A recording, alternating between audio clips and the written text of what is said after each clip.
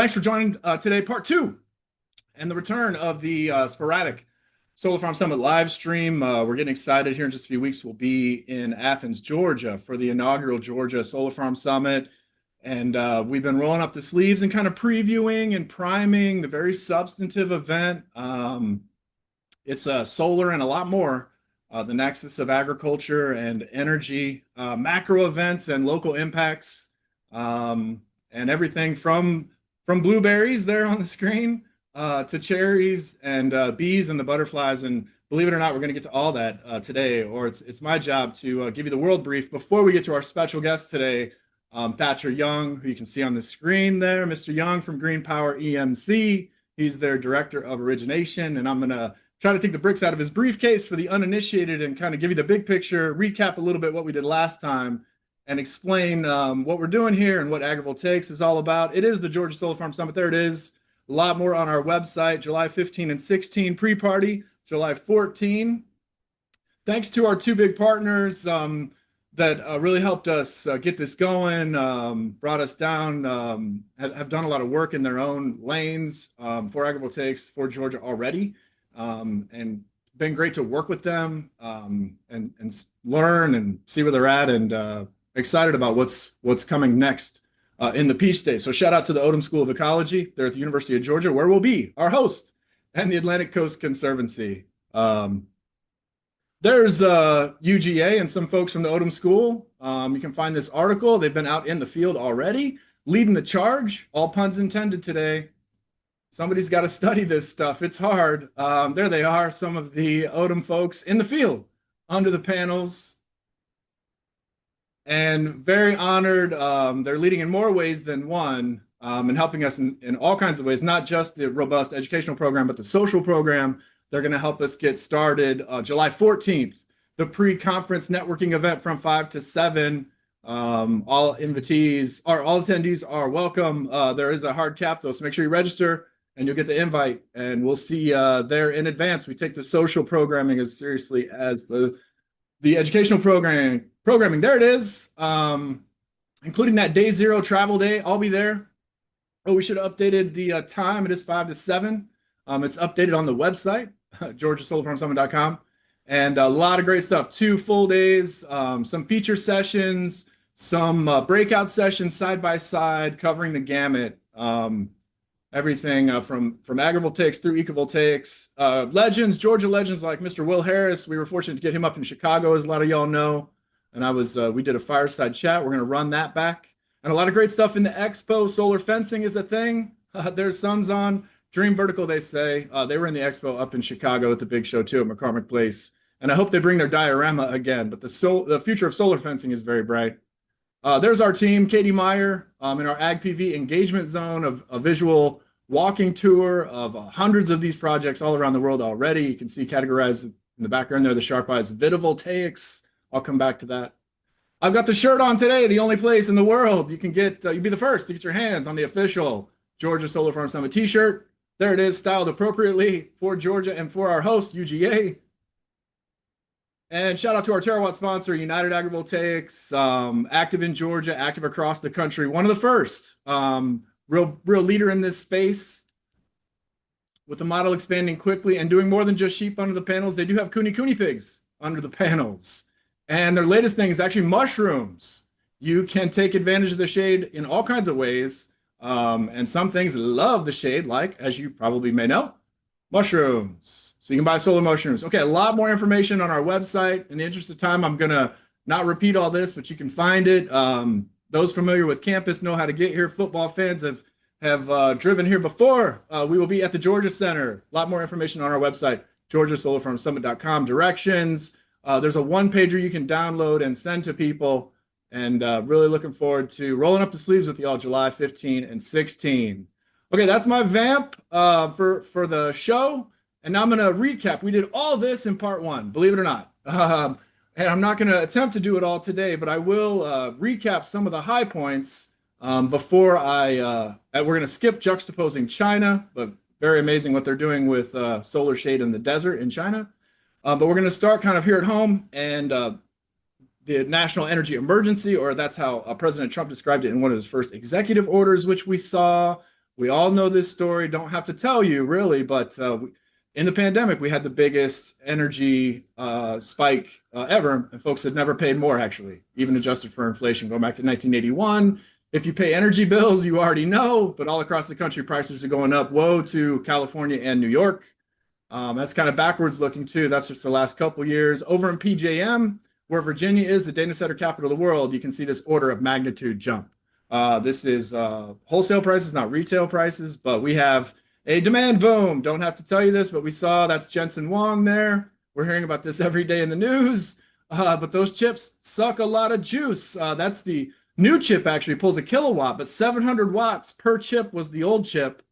The chip, most common chip now, I think, and that's about an average US home, right? So each one of these data centers, 100,000, 200,000 chips, gives you an idea what we're talking about. There it is, stretched out.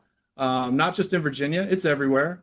Data centers. We looked at, so the data centers are powering the AI. Maybe the Terminator robot's going to kill us all. That was my joke, but not the only AI. And most of my work, actually, especially my global work, has been focused on desertifications. This is the UN Aridity Index. We're drying out and dying out. Most of the world is drying out.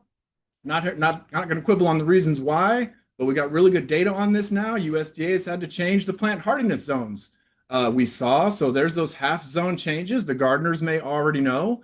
It's not a news story, though. We looked at, we did a whole chapter on American history last time, but recalling your fifth grade history class, we had the Dust Bowl, huge response. That's Hugh Hammond Bennett there on the left. It was the Soil Erosion Service, now the NRCS, and we're doing tens of millions of acres of this in the CRP, right, to prevent the next Dust Bowl. And we've done a lot, and we're very smart today, but even so, I pointed out last time, one of my favorite graphs for the wrong reasons, we're still correlating with drought. So the size of the beef cattle herd goes up and down with rainfall. I pulled this off social media last time because the drought is back. The worst drought ever. Is it? Get off social media. But actually, no, if we look at the Palmer Drought Severity Index, it is. We got to go all the way back to the beginning of the series. This year has been a record year. That is last month in Montana.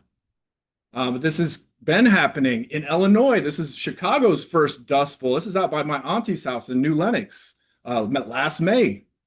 And actually in 2023, again in Illinois, where it rains a lot, there was a flash dust bowl, and we saw 7 people got killed in a 72-car pileup. So still, today, if it doesn't rain at the right time, the wind blows the wrong way, people can die.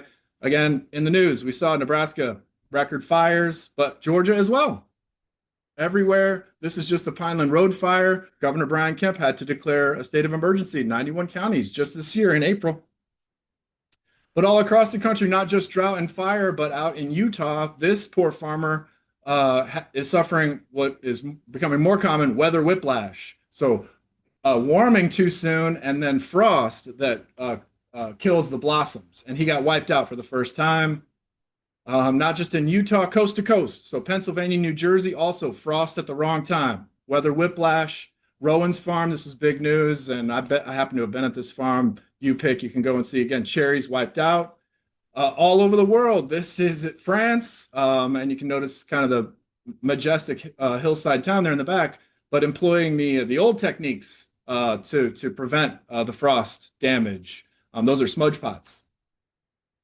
And then we saw, we went macro and saw why farmers are losing, we're getting pinched in all kinds of ways. And fuel, we looked at the Straits of Hormuz, the long supply chains stretched across the world. And if you're in the shrimp business, the fuel costs more than the shrimp. And then there's just also market risk.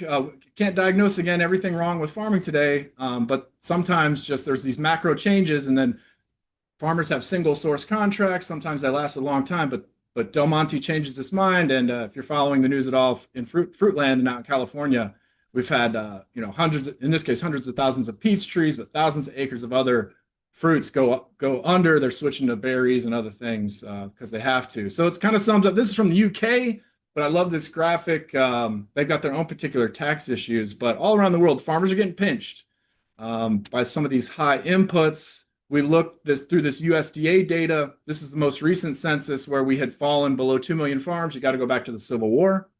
to find fewer farmers when the country was, of course, much smaller. Just from census to census, so the last two censuses over 10 years, we lost 10% of all farms we saw because of some of these this macro pinch. It's happened even though people are spending more spending more money on food per capita than ever. How can that be? This is, I studied agricultural economics, University of Illinois, and this sums up a lot of my education right here. So farmers are trapped by success, right? We're producing a lot more. Technology improves, productivity improves, and this deflation is actually technological progress.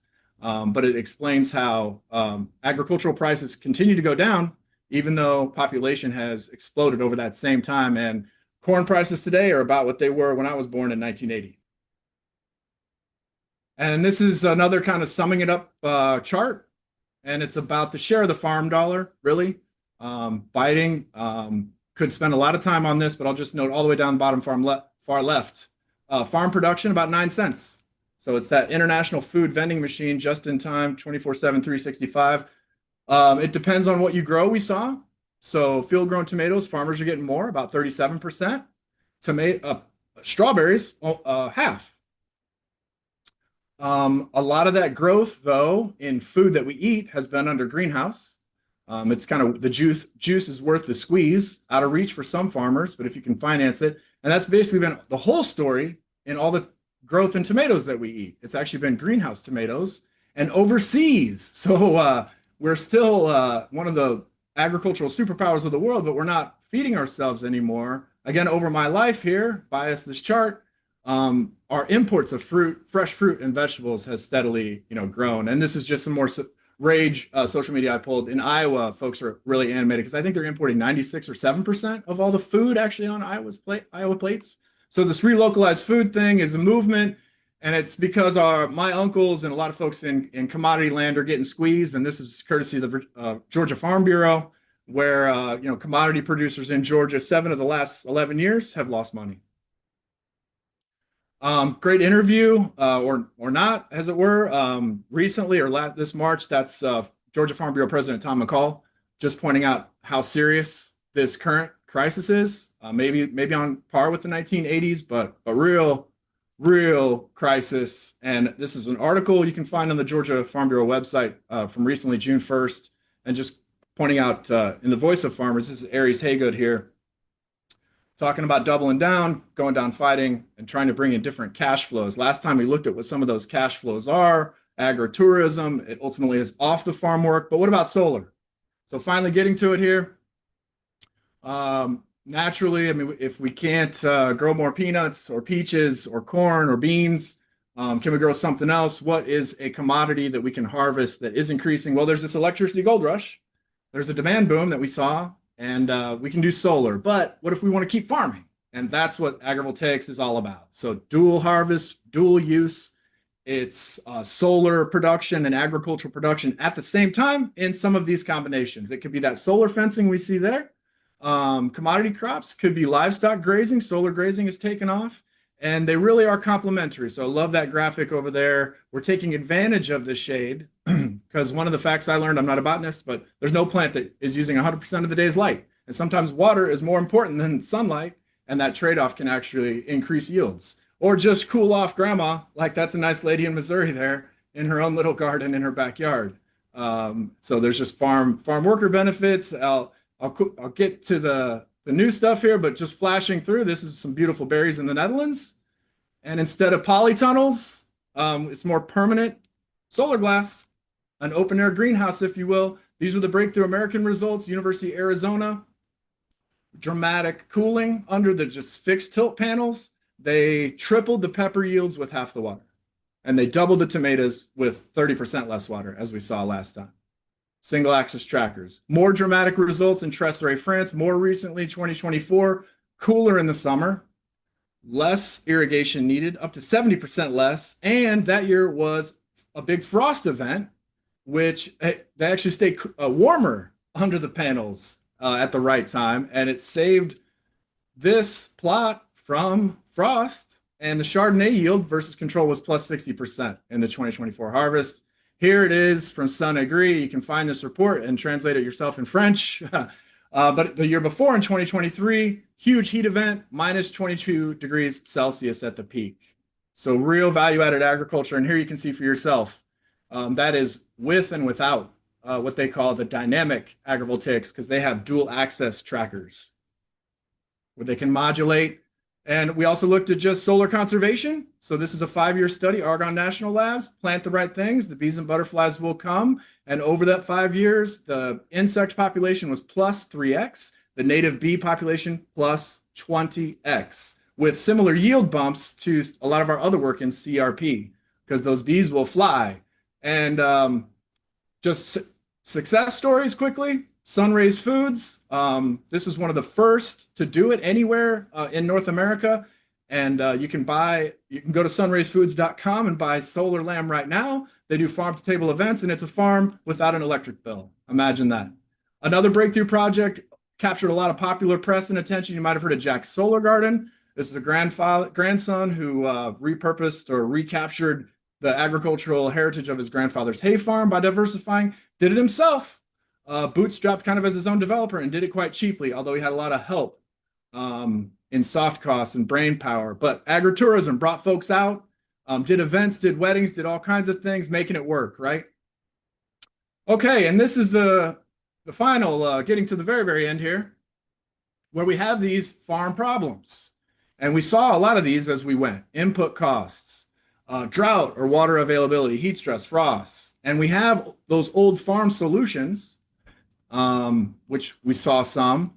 And let's tick down one by one, because agrivoltaics can also do all these things. So they can reduce pesticide inputs, the need for pesticide, in this case, in the apples in Germany here, by 70%. Drought, if you can get more water, sometimes there's no more irrigation to be had at any price.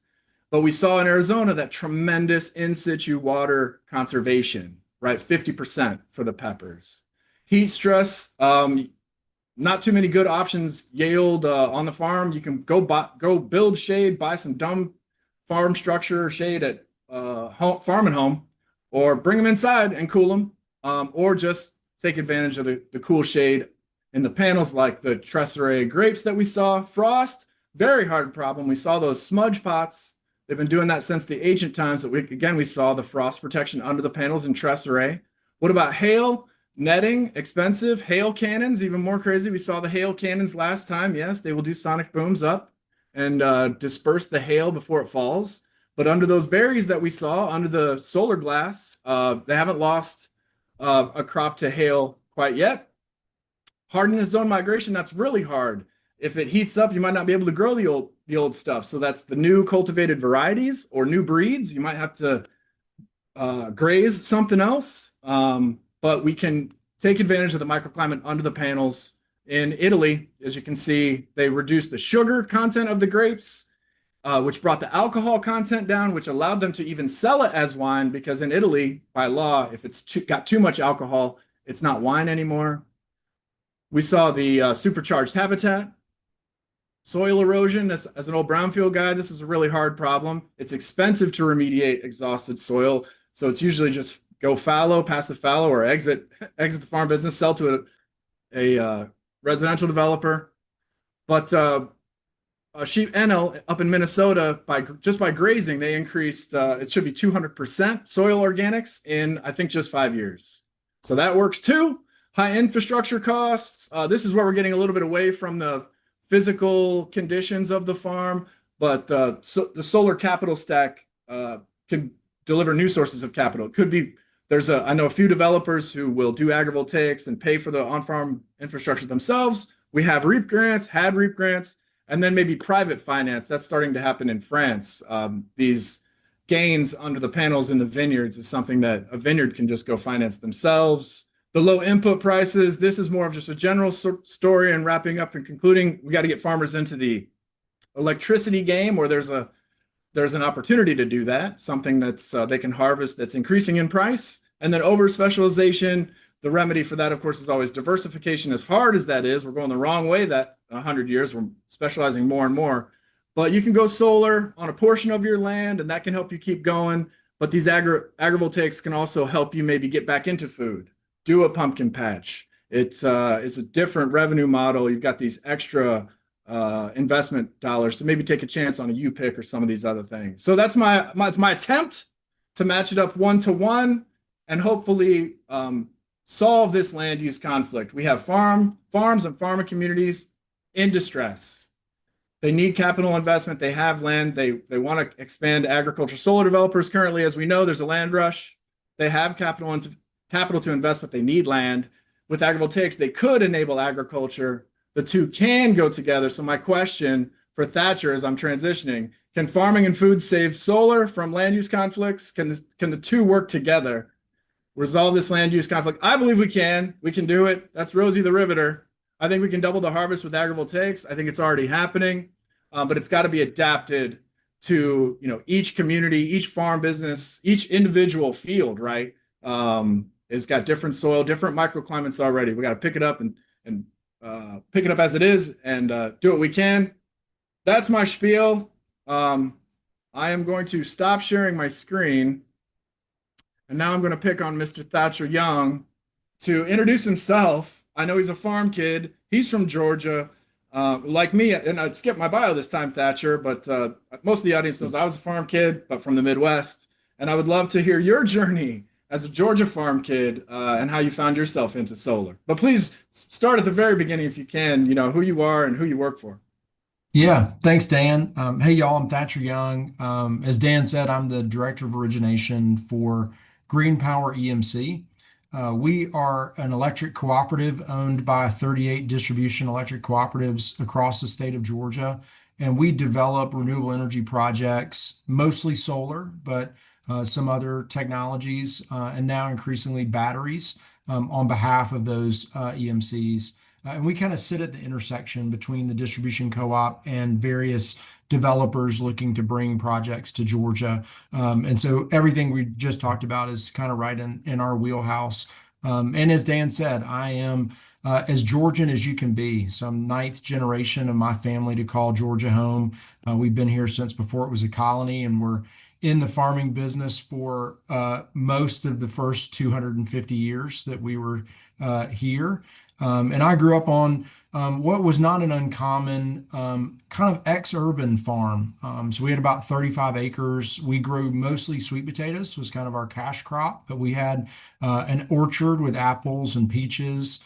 And then we had a very robust garden that had kind of what was when I grew up called an honor garden. So we would pick bushels of different vegetables for which we had extra, and it just sat out at the street. And folks would come by, get what they need, put what they thought was fair in the coffee can. And I would usually be the one to go up and collect the money at the end of the day. And I'd get to keep $1 for bringing it back to the house. And that was my candy for Saturday when we would take sweet potatoes to the farmer's market. That was at the old country store at the top of the road. And we would sell sweet potatoes by the bushel, $5 a bushel to anybody in the community who wanted them. And it taught me a lot about the value of money, the value of hard work, how much hard work it takes to get $5 from a normal person in the community. But I saw my farm eroded by pressures of suburbanization. So really a combination of Kroger and other big box grocery stores coming into the community, and just the increasing value of land to be converted to housing has shrunk that farm from 35 acres when I was a kid to 5 acres now that my mom and I still maintain. And so definitely still have a tie to that land, which is, I think, a really important aspect of all this, right? Anyone who harvests anything, whether that's ornamental flowers or whether that's vegetables or whether that's an animal of some kind, it gives you a connection to the land that runs really deep, and you feel a steward of that land. And I think that's what a lot of these farm communities are experiencing, is an attack on that stewardship ethic, and a feeling like they're failing the generations that came before them who have protected this land and cared for it. And so I feel honored, but also burdened with the need to be part of figuring out conservation solutions where we can create harmony between agriculture and photovoltaics, because we need both. We need to eat. We need to eat more vegetables, right? We have too much of a meat heavy diet, too much processed food, especially in our urban centers.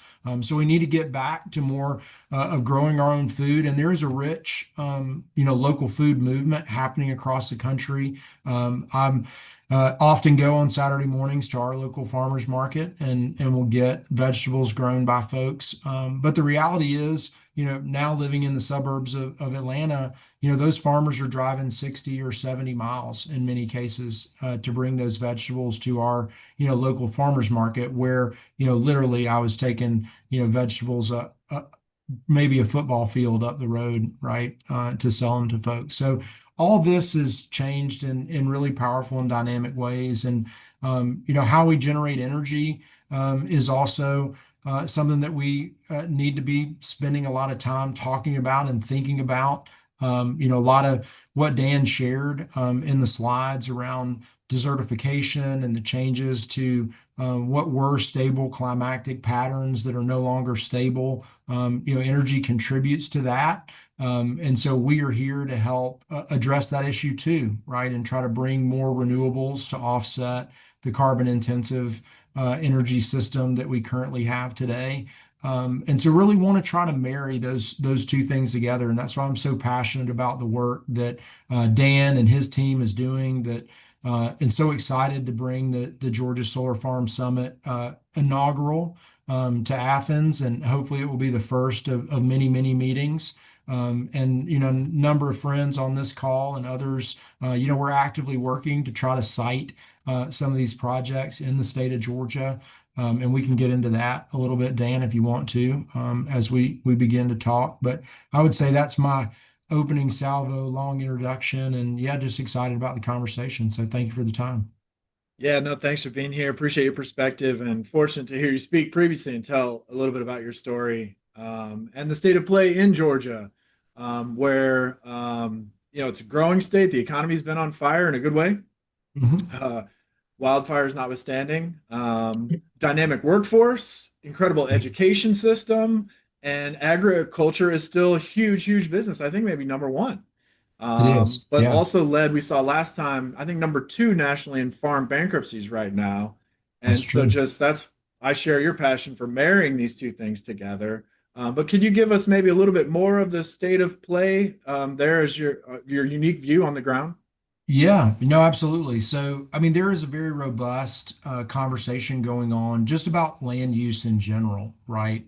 Whether that is for industrial scale agriculture, whether that's for large industrial manufacturing. We are quickly becoming the Detroit of EVs, right? So Hyundai built the second largest automotive manufacturing operation globally in close to Bryan County, Georgia, just about 2 years ago. And there was a lot of conversation about that project, right, and how much water that uses, how many houses and potential farms were displaced by that. And so I think that's really the crux of the challenge that confronts Georgia is everybody wants to be here, which is a great thing, but we're not making more land, right? So we're constantly reevaluating how we're using property and for what purpose. And I think folks are seeing communities that really haven't changed, probably for a generation or two, change in some really dynamic ways in a pretty short period of time, right? 2, 3, 10 years. And I think that dynamic shift is just been difficult for folks to kind of really get their heads around.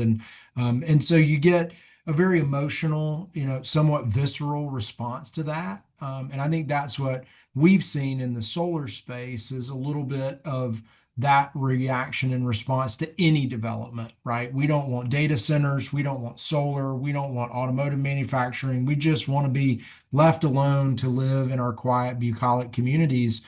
And while that's an idealistic vision of what, the world can look like, folks need jobs, right? These communities need tax dollars to be able to provide services and repair infrastructure and keep people healthy and happy. And so that tension, from an economic development perspective, is ever present. But I think we can be thoughtful about where we're locating, how much we're concentrating certain types of development in certain parts of the state. And so I'm actively part of a number of those conversations, which are right conversations that we should be having, right? And communities should be having a lot of agency over selecting what type of development happens in their community. And so I'm excited about, being part of those conversations and being challenged and bringing truth and solutions, right? We know the internet is filled with a lot of information. Not all of that is accurate or good. I heard a joke not long ago. The internet's a lot like a library, except it's a different, and that a library is slow and full of a lot of facts. Uh, so that's my dad joke for the presentation today. Oh, I love it. Yeah. Well, Tide Pods is old now. We forgot. That's right. But Mark Twain said a lie can travel around the world faster than the truth can tie its shoes, I think. And it's more true than ever. 100%. And that's what gets us excited every day. Katie Meyer is riding shotgun with us today. Thank you, Katie, and our team. We have the privilege of our position as market observers and just see all these incredible projects. I showed some in the AgPV engagement zone. I think it's like 240 examples from all over the world. Mhm. Saffron on rooftops, even. So very exciting. And people don't know this. So what can That's solar right. do? We've seen that kind of first generation of solar. People have that image in mind. Maybe there's gravel underneath, single use Mhm. solar, Yeah. which that pencils, and we need those electrons. But this explosion of innovation under the panels is very exciting, and we just need Yeah. to be talking about it and leaning on it. I'm so grateful for UGA, and there's several other land grant universities who are doing the work and have done. Yeah. And obviously, it's broken out in Europe and whatnot, as you can get a flavor of some of my slides. But something I learned about Georgia, Thatcher, that you mentioned was kind of the concentration so far. So far, like a lot of solar has gone into certain places in the Hmm. state. Yeah. Um, but as solar is kind of slow, that's the good and bad. Yeah. The wait to connect and do all these things, but maybe that is an opportunity for a lot of the solar that's yet to be connected to do some other things under the panels, or communities can Sure. start to, instead of just saying no, starting to ask like, hey, what's the new options or opportunities for community benefit? How can we participate in this and get to yes? Yeah. Yeah, 100%. So, yeah, let's talk about that for a second. So, why is so much of the solar in Georgia concentrated in the southeast or in the southern part of the state, right? Some of it is geography, right? That is coastal plain, the irradiance, so the amount of solar gain that hits the earth in a day is higher in those areas, pretty dramatically higher. So, we get about 1,400 kilowatts per kilowatt hour in North Georgia, so north of Macon, Columbus, Augusta, the fall line, as we call it in Georgia. South of that line, we get 1,800 to close to 2,000 as we approach Florida, right? So it's a dramatically more significant amount of energy that can be produced in those areas. And so if you're a solar developer and you're in the business of producing energy, you're going to go where you can produce the most, right?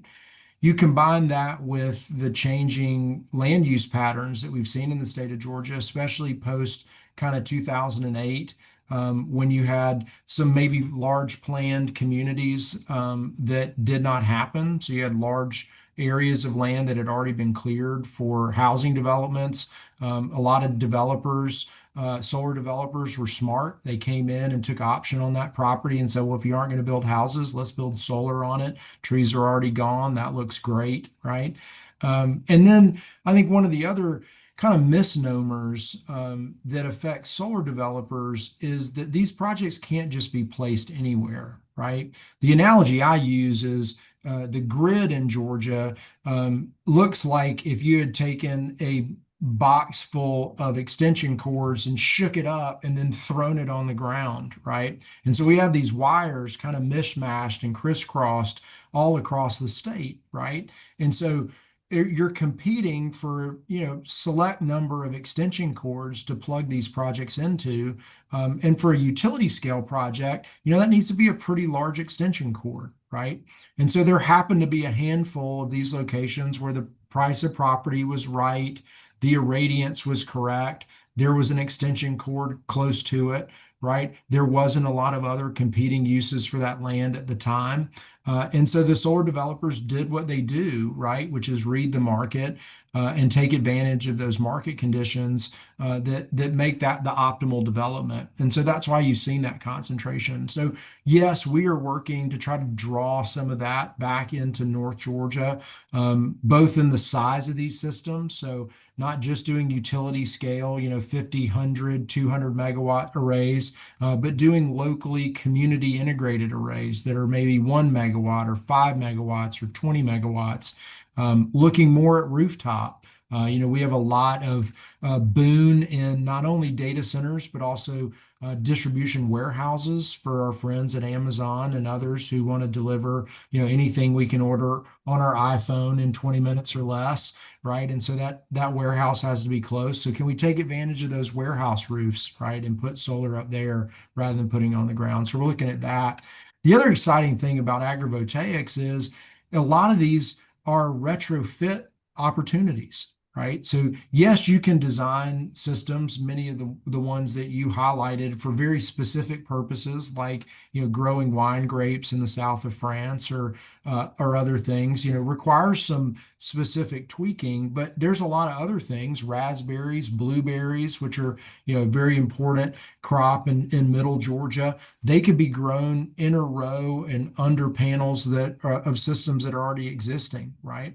We can incorporate sheep to help graze and other ruminants to help graze grass on these existing systems, reducing the amount of pesticides and herbicides that have to be used for vegetation control. And so we're also working, a lot with educating the solar development community to say, get into the agrivoltaics business. Like, you don't have to focus 100% of your time there. You don't have to have been doing it for a decade. Like, you can use these solutions now. And our friends at Silicon Ranch in Nashville with their regenerative ag business has done a great job of reaching out to others, competitors in some cases, sharing the lessons learned that they have, offering to, include them in their lambing flock or even put them on rotation.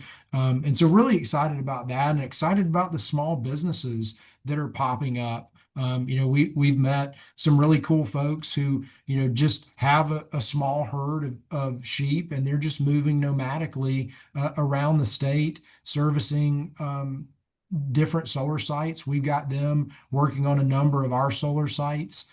And it's great. They come in, they park, they're there for, a week with the sheep. Sheep are super happy. They do their thing and they pick them up and they move on, right? And they can cover, a significant number of counties or projects or communities, in a really dynamic way. And so I think we're looking at the full breadth and depth of, these technologies, these ideas. And I think Green Power feels like we have a role in kind of doing some proof of concept, right? Helping, small startup entrepreneurs who, want to test out these ideas, giving them space to do that, kind of living laboratory style, giving access to students at the Odom School to our project so that they can do the science, so they can prove, that these solutions work, not just in France, but, here in Georgia. And so it really is a holistic approach where, we're trying to touch all elements of the value chain, and add value. And then the last I'd say is all this is right in the core of the electric cooperative's mission, right? You showed the Dust Bowl slides, right? The electric cooperatives were born of the Depression, right? They were one of FDR's New Deal programs. We take a lot of pride in that he did a lot of that thinking at the little White House in Warm Springs, Georgia, right? So a lot of the REA was born right here. But those cooperatives were formed to give farmers access to electricity and to begin to electrify farms. And so agriculture has always been right at the core of what we do. And we still to this day are one of the largest supporters of FFA and other agricultural organizations across the state. And so it's just a real natural fit, right, for what we're doing and what they're doing, and how do we, like you said in your title, right? How do we bring harmony back to the force a little bit in some of this work? Thanks so much for that, Thatcher. Appreciate it. Yeah, I mean, farmers have always been in the sunshine business, and ranchers too. They're just in the grass business, That's right. and Yeah, it's jobs. They're it's economic activity in the local community. They're those solar shepherds are moving around, buying gas everywhere and buying donuts everywhere, stopping at the feed store, getting supplements, whatever the sheep are needing that day, or new, wire clippers, new pair of gloves, and we're starting to separately get into some of that impact analysis. And it's exactly what, as an economic developer, I've done some USDA grant work myself as a younger man. We've been trying to do some of these things forever, for true. decades. Many programs and a lot of success here and there, but ultimately it's got to be, we got to get back to people power, which we talked about in the pre-call. One of my favorite Yeah, punchlines. Somebody's got to farm again. A lot of the old boys are ready to retire, and we need a new generation of farmers by any means. And love what you were saying about trying to tuck the solar in smaller and further north.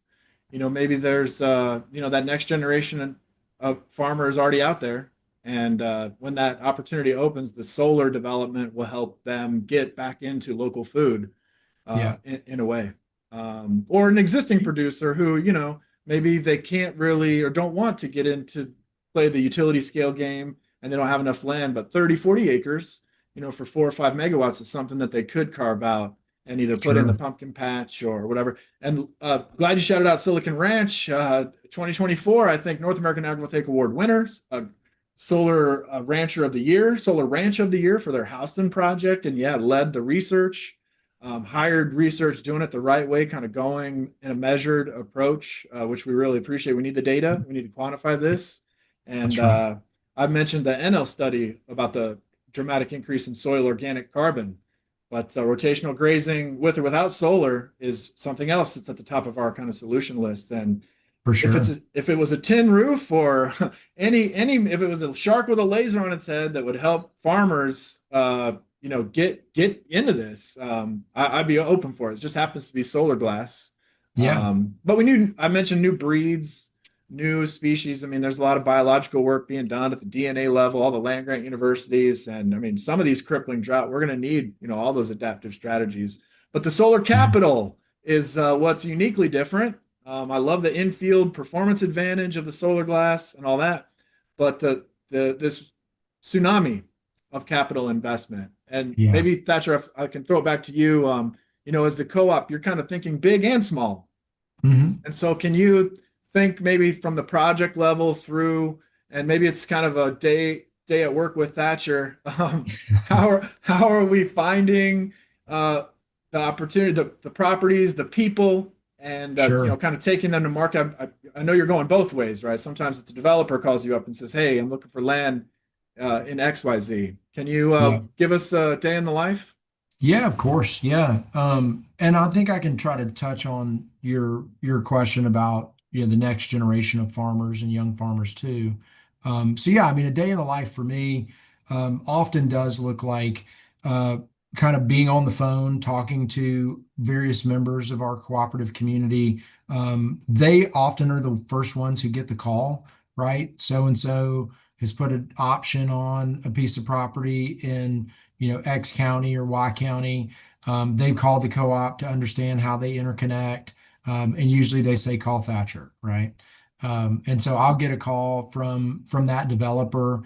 And so it's a lot of education, right? Explaining to them how the process works. Georgia is kind of unique in some aspects of how we interconnect these projects. And so it's a lot of taking the time to kind of walk them through that. And then yeah, I am a little bit of a matchmaker, right? So I'm trying to look for unique aspects of projects that kind of scratch the itches that various EMCs have. or I know will address, certain concerns in various communities, and then right sizing those projects and kind of locating them where they need to go.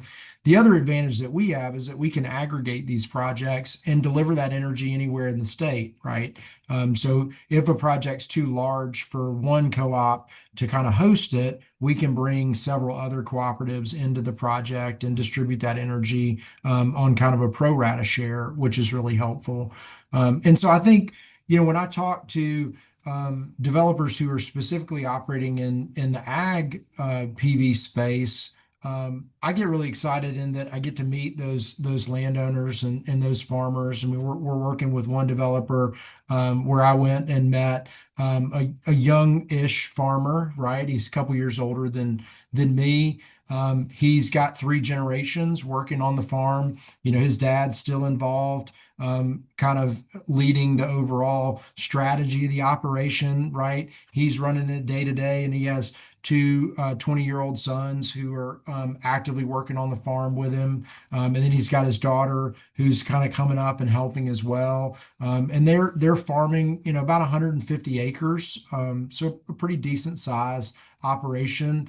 And it's mixed, right? They've got soybeans, they've got berries, they've got cucumbers. They're doing some sharecropping in some other areas to create really an economically diversified farm operation that helps pay those bills and helps to protect them against, climatic changes and all these things we've talked about, right? And so what they're so excited about in putting PV on the farm is that it is going to help them in a lot of the ways that you indicated with certain crop species that they are a higher value. Like one of the things they're really interested in is growing sorghum, but they're right on that hardiness zone where that might or it might not work, right? But some of the protection that they can get from hail and from frost, with the PV panels makes sorghum work. Right. And so that's a higher cash crop value for them. And then just the residual income that they're going to get from hosting this solar array kind of gives them some certainty, right? It's like an on-farm insurance policy so that they know, look, 30% of our costs we're going to cover just producing electricity, whether we're under the panels or not, whether it's winter or summer.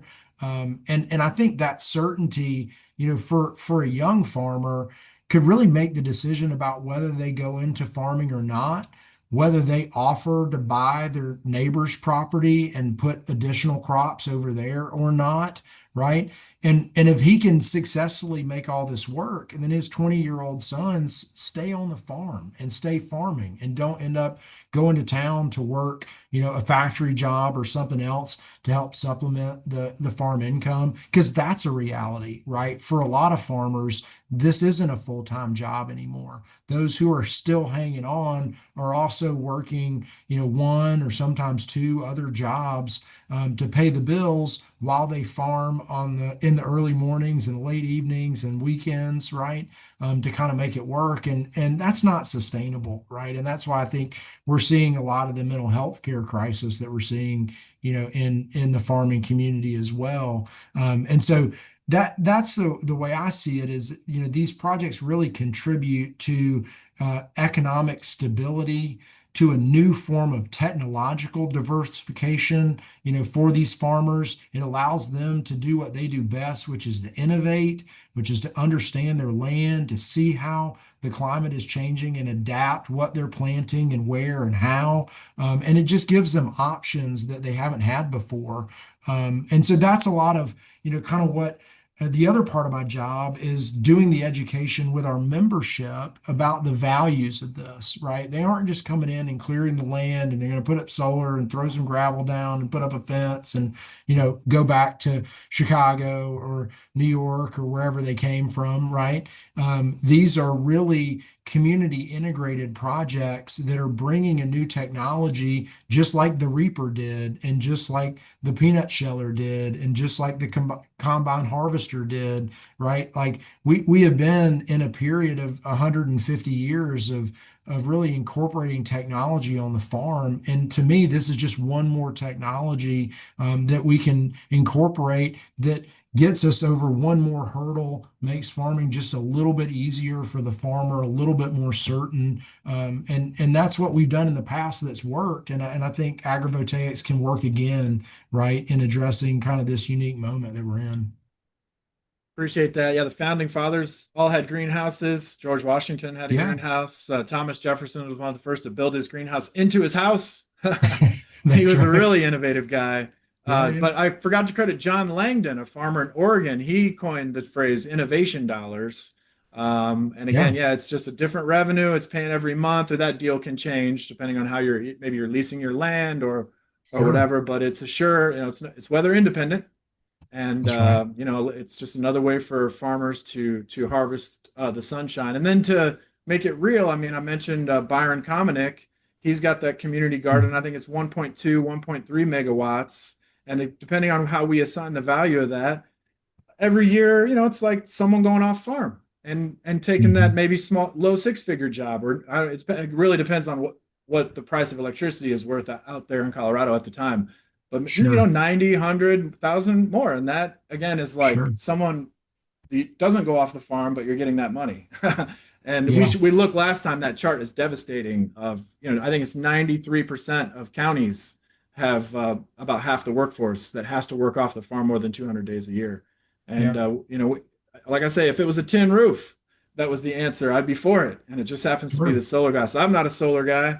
I'm not a solar developer, or I don't have a stake in any projects. I'm working backwards, and Yeah. I found agrivoltaics for the other things that it can do.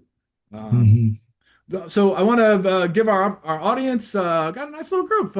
Thanks. So we didn't give them much notice for this. Archived forever out on YouTube, of course. But if you got questions, drop them in the chat. Um, Thatcher, what's other than the Georgia Solar Farm Summit here in a few weeks? Yeah. And by the way, you guys are sponsoring the big happy hour on after we bust our brains all day. We work hard, play hard. That's right. I think we might even be serving up some solar lamb Yeah, after on the 15th, July 15th. So thank you for that. Thank you for sure. all the work you're doing and being one of these innovators who's starting to ask these questions and hear the response. Sorry to keep going, but I was really encouraged to hear your story about the kind of, we have a diverse farmer. There's a lot of tinkerers out there. That's who farmers Yeah. are. And a lot of Yeah, those folks are ready to go and hang on. And then maybe folks who could do it, maybe the solar glass is what helps them kind of get over the hump. sure. What can I ask you? One question. I'll give folks time. And Katie, I can't even see the questions. But do you think I loathe politics, even though I'm an unregistered lobbyist. I don't really believe in political parties, as most people tell you. I bleed purple, red and blue. I mean, it's all America to me. America's my religion. And Washington's so crazy, but really at the co-op, down to the co-op level, the state. That's why we're taking the show on the road, going state to state. Yeah. But counties, co-ops. I mean, it just doesn't take much. What are maybe some of the tangible either policy or even just workshops and trainings that y'all are starting to think about to make agrivoltaics a real opportunity on the ground?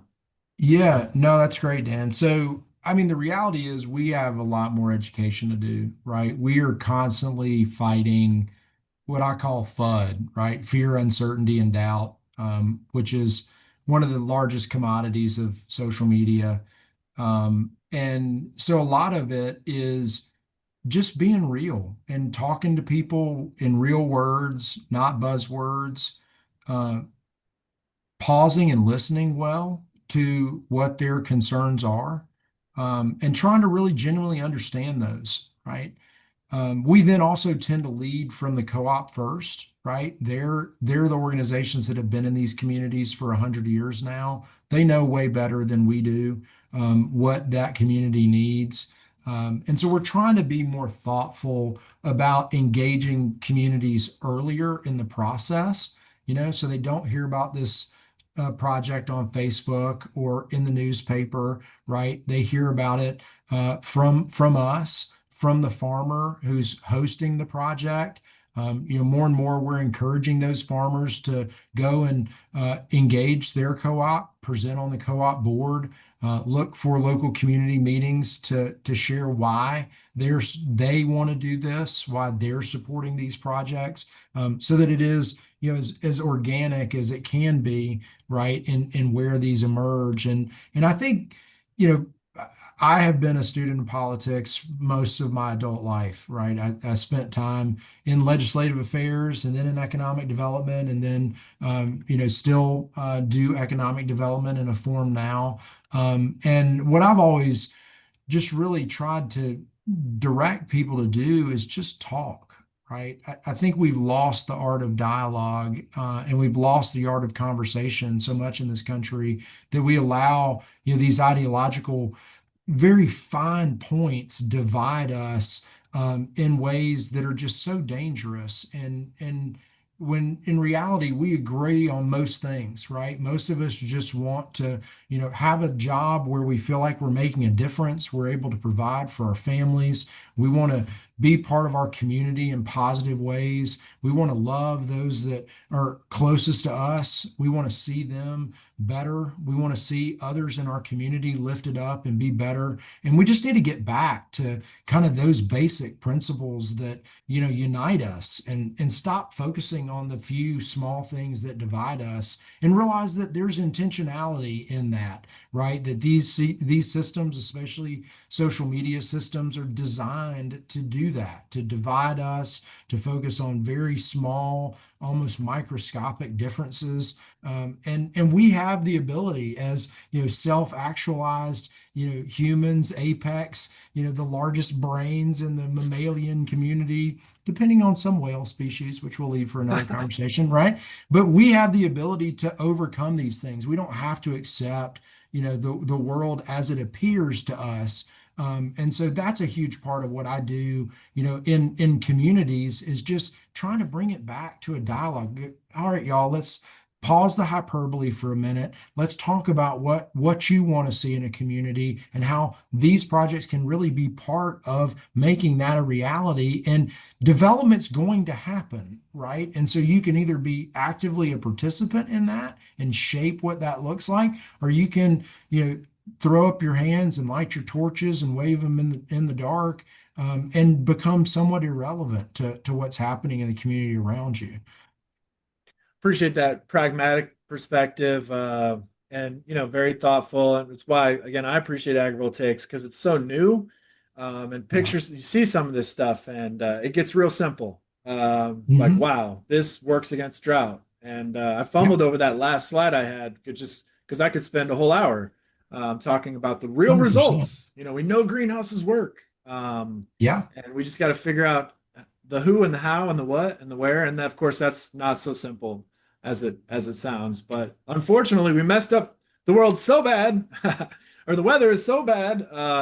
But we really have to go now. We have to do things. And these growing pains from the electricity, maybe again, we can put them together if we're Sure. thoughtful and work together as you say. Rooting for you, Thatcher, on the front lines. We do have a question. We'll slip in before the top of the hour. We can stay a little bit for Yeah. bonus time. Jennifer Quas. I would love to blend innovative canopies utilizing and influencing students by bridging USGBC Green Schools Initiative, and provide multiple usages. Community farming. Sorry, there's a little bit of setup here. Community farming localized with students growing their own food for the school. Education, in a multitude of areas, STEM courses, health, wellness. Can we help schools be independent with energy efficiency and sustainability, water conservation, as another way to influence climate concerns? So she's asking, Yeah. about schools. I would throw in prisons, which are, some of them have community gardens. But Hmm. Thatcher, are you thinking Yeah. about institutions, schools in particular, Solar for Schools? Yeah, yeah, it's a great question, Jennifer. Thank you for asking it. I mean, yes, we do. We have a program we call Spark, which is all about student engagement in the K through 12 school system. We are working to kind of realign that with curriculum, especially as it pertains to STEM. We're also looking for key partnerships. I wasn't familiar with the USGBC kind of Green Schools Initiative. I need to look into that, for sure. But we're working actively, or in an active conversation with FFA in Georgia, to see how we might be able to bring some of these agrivoltaics aspects into the schools. Is there an opportunity, as Jennifer indicated, to do some demonstration type projects? A lot of our schools have kind of greenhouses. Can we put a small solar array next to the greenhouse and let students participate in that. We're working on one project right now where we're going to create a demonstration farm on as part of the array.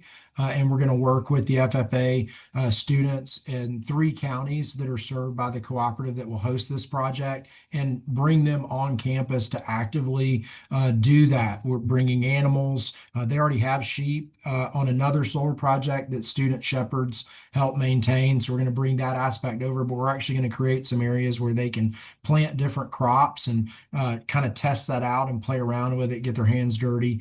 And we hope that'll be kind of the first of something that we can replicate in other locations around the state. Awesome. Love that. We do the Virginia Solar Summit. They've got some on campus coming. North Carolina's beating us all to the punch, NC State, but we'll have Nevados at the Georgia Solar Farm Summit talking about that on campus project. Yeah. So love the living labs. I know we're over time.